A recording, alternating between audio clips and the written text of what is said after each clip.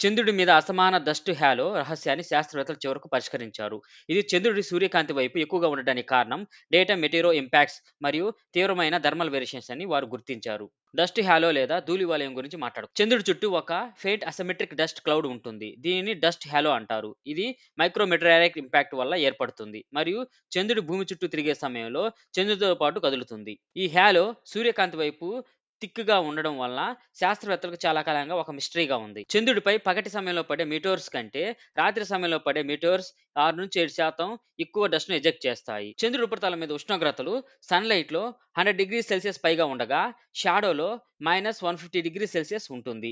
ఈ extreme temperature changes వల్ల soil behaviour మారుతుంది. వేడి లూనార్ వల్ల సాయిల్ ఎక్కువగా అస్థిరంగా మారి, ఇంపాక్ట్ వల్ల డస్ట్ పార్టికల్స్ ఆర్బిట్‌లోకి వెళ్లే అవకాశం పెరుగుతుంది. శాస్త్రవేత్తలు కంప్యూటర్ సిమ్యులేషన్స్ మరియు లూనార్ ఆర్బిటర్ అబ్జర్వేషనల్ డేటా ఆధారంగా డస్ట్ బిహేవియర్ మోడల్‌ను అధ్యయనం చేశారు.